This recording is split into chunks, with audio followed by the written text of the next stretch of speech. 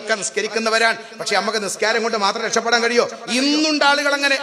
നിസ്കരിക്കാൻ പള്ളിയിൽ വരും, പക്ഷെ ഒരു മൗലൂദിനുണ്ടാവില്ല. നിസ്കരിക്കാൻ പള്ളിയിൽ വരും, പക്ഷെ ഒരു ഹദ്ദാദിനുണ്ടാവില്ല.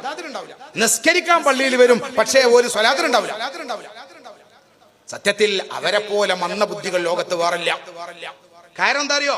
അവര് ബാധ്യമില്ലാത്തവരാണ്. നമ്മളെ നിസ്കാരത്തെ കുറിച്ച് നമ്മക്കറിയാലോ. എന്താ ഇരിക്കുന്ന എൻഡിങ്ങളൊക്കെ നിസ്കാരത്തിന്റെ കഥ.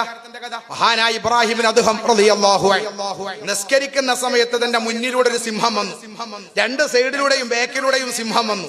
മഹാനവകൾ നിസ്കരിച്ചുകൊണ്ടേ ഇരിക്കുകയാണ്.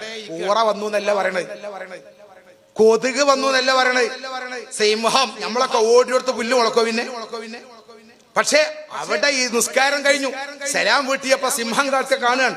ചോദിക്കാണ് സിംഹത്തിനോട്, നീ എന്തിനു വന്നതാ? എന്നെ കാണാൻ വന്നതാണെങ്കിൽ കണ്ടു തിരിച്ചു പോവുക, അല്ല എന്നെ ഭക്ഷണമാക്കാൻ വന്നതാണെങ്കിൽ എന്നെ ഭക്ഷണമാക്കുക.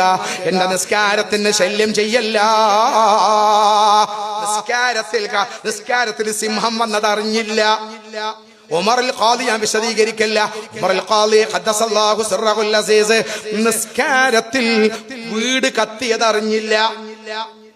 ഇതൊക്കെ ഓലൊക്കെ നിസ്കരിച്ച് സ്വർഗ്ഗത്ത് പോയി. എന്നാ ഇരിക്കുന്ന ഞാനുങ്ങളൊക്കെ വല്ലതും അറിയണമെങ്കിൽ നിസ്കരിക്കാൻ നിൽക്കണം. അതേ ഒന്നും അറിയില്ല.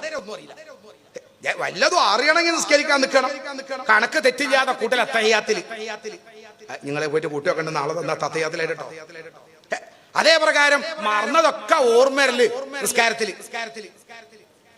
അപ്പൊ എന്നാളിനോട് ഒരാളിനോട് പറയട്ടാ, ഉസ്താദെ ആ കുട്ടി സുജൂദ് ചെയ്യുമ്പോ ആ കുട്ടിയുടെ കാല് നിലത്തട്ടണില്ല. ഒരു കാരനോരിനോട് ഒന്ന് പറഞ്ഞാണ് ഒരാൾ മനുഷ്യൻ. എനിക്ക് ചിരി വന്നു, അയാളെ ഒന്ന് കൊടുക്കാൻ തോന്നിപ്പോയി എനിക്ക്.